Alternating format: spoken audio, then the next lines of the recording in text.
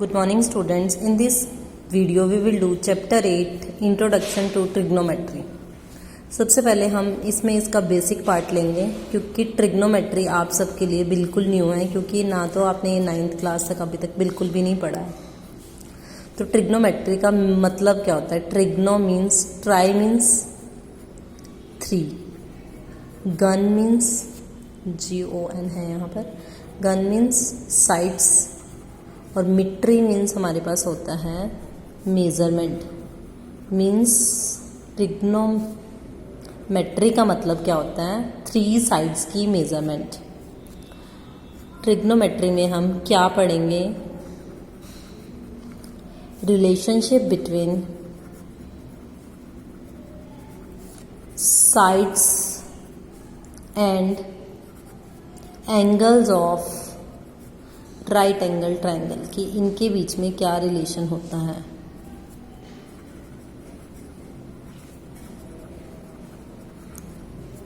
इसके लिए हमें जब भी ट्रिग्नोमेट्री की बात होगी हमारे पास, तो हमें राइट एंगल ट्रायंगल लेनी होगी। राइट एंगल ट्रायंगल में क्या होता है? एक एंगल जो होता है वो 90 डिग्री का होता है। सपोज करो ABC हमारे पास एक ट्रायंगल है, 90 डिग्री एक एंगल है, और जो बाकी बचे हुए 2 एंगल होते हैं ये हमारे पास क्या होते हैं? एक्यूट एंगल होते हैं। एक्यूट मतलब दोनों का सम, दोनों जो होंगे वो 90 डिग्री से छोटे होंगे, क्योंकि आपको पता है एक ट्रायंगल के तीनों एंगल्स का सम क्या होता है? 180 डिग्री होता है। तो ये 90 डिग्री हो गया, तो बचे हुए 2 एंगल क्या हो गए? उनका सम क्या हो गया? 90 डिग्री हो गया। इसका मतलब ये दोनों एंगल्स क्या होंगे? एक्यूट एंगल होंगे। अब ध्यान देंगे एक बात पे, 90 के जो सामने साइड होती है वो हमारे पास क्या होती है? हाइपोटेन्यूज होती है, और hypotenuse is the largest side. और इसके बाद जो हमारा बेस होता है जिस पे हमारे पास 90 डिग्री का एंगल बनता है, और जहाँ पर बनता है, जिसके ऊपर बनता है वो बेस होता है, और जहाँ हम ड्रॉ कर रहे हैं वो क्या है? परपेंडिकुलर है।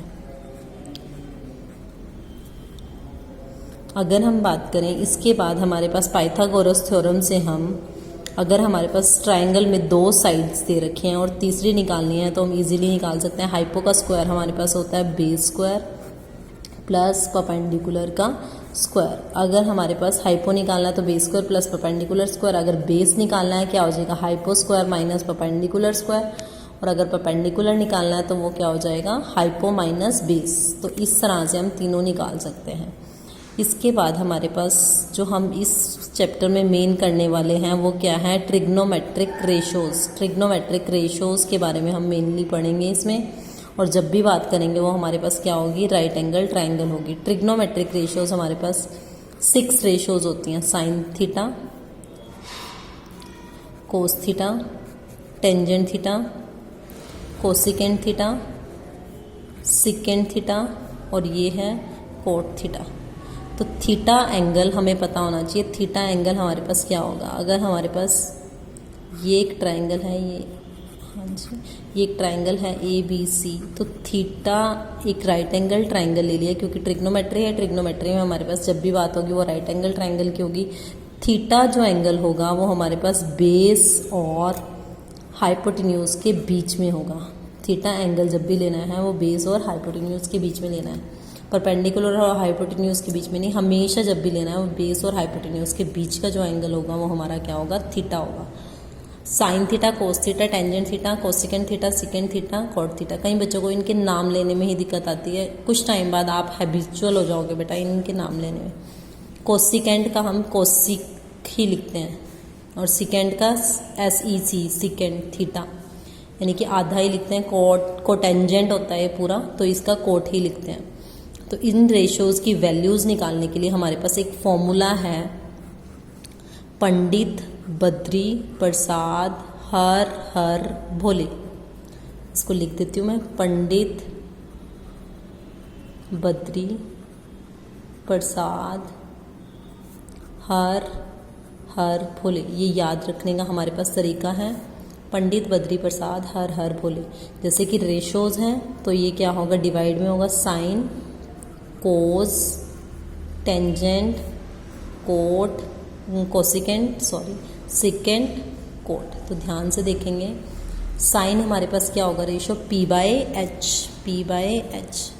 और कोस हमारे पास क्या होगा b बाय एच, और टेंजेंट हमारे पास क्या होगा p बाय b, और ऐसे ही कोसिकेंट हमारे पास क्या होगा, इसकी इधर से रेशियो स्टार्ट कर लें h बाय p, सेकेंड इधर से स्टार्ट करेंगे h बाय b, और ये हमारा हो गया b बाय p। तो ध्यान से देखेंगे बेटा, जैसे कि आपको पता चल रहा है साइन हमारे पास क्या है p बाय एच है, कोसिकेंट हमारे पास h बाय p है, तो इसका मतलब क्या है साइन और कोसिकेंट एक दूसरे के क्या हैं, रेसिप्रोकल हैं, एक दूसरे के उल्टा है। Cos theta b by H है, ये क्या है h बाय b, ये उसका उल्टा है। ऐसे tangent theta p by b है और cot theta b by p है। तो इसी से हमारे पास फॉर्मूले बनते हैं। अगर हम बात करें कोसिकेंट थीटा हमारे पास क्या होता है, साइन का उल्टा यानी कि 1 बाय साइन थीटा। अगर मैं बात करूं सिकेंड थीटा हमारे पास क्या होता है, कोस का उल्टा, तो ये होता है 1 बाय कोस थीटा। अगर टेंजेंट थीटा की बात करें, टेंजेंट थीटा का भी हमारे पास फॉर्मूला आता है sine theta by cos theta. और कोट थीटा हमारे पास क्या होता है, इसी का उल्टा यानी कि cos theta by sine theta, और ये टेंजेंट का भी उल्टा होता है 1 बाय टेंजेंट थीटा। इस फॉर्मूलाज को मैं दोबारा लिख रही हूँ। कोसिकेंट थीटा हमारे पास क्या होता है 1 बाय साइन थीटा, और सिकेंड थीटा हमारे पास क्या होता है 1 बाय कोस थीटा।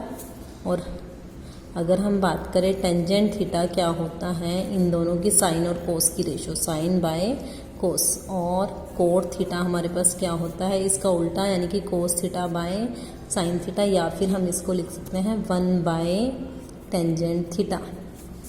अगर अब हम बेटा इसमें यही फॉर्मूलाज आपने इसमें पढ़ने हैं। हम एक्सरसाइज 8.1 करेंगे, इसका क्वेश्चन नंबर 1 करेंगे।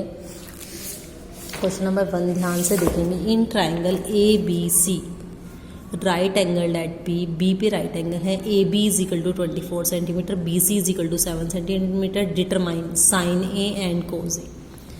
जो निकालना है आपको उसी को नीचे ले लेना है। ध्यान से देखेंगे बी पे राइट एंगल कहाँ है, बी पे राइट एंगल कहाँ है, तो बी पे राइट एंगल बना लिया मैंने। और ए बी सी ट्राइंगल बनानी है, उसने कहा है साइन ए और कोज ए निकालना है। तो साइन ए और कोज ए निकालने के लिए मैंने क्या किया, ए को नीचे ले लिया, क्योंकि साइन ए निकालना है तो ए हमारा क्या होना चाहिए, ए वाला जो होना चाहिए वो साइड क्या होनी चाहिए, बेस होनी चाहिए। तो साइन ए को नीचे ले लिया है, क्या बचा सी, सी को ऊपर ले लिया। बी हमारा राइट एंगल है, ये तो फिक्स है, तो ये ए हमारा बेस हो गया। ए बी हमें क्या दे रखा है 24 सेंटीमीटर, और बी सी हमें क्या दे रखा है 7 सेंटीमीटर। तो हमें क्वेश्चन में क्या निकालना है, साइन ए और कोज ए। सबसे पहले जब भी हम क्वेश्चन स्टार्ट करें तो हमारे पास तीनों साइड्स होनी चाहिए। अभी हमारे पास 2 साइड्स हैं, बेस और परपेंडिकुलर है, तो हम हाइपोटेन्यूज निकाल लेंगे। हाइपो क्या होता है, हाइपोटेन्यूज कैसे निकालते हैं, पाइथागोरस थ्योरम से। Hypo square is equal to base square plus perpendicular square. Base क्या है 24 का स्क्वायर, प्लस में परपेंडिकुलर मतलब 7 का स्क्वायर। 24 का स्क्वायर मीन्स 576, प्लस में 7 का स्क्वायर इज 49।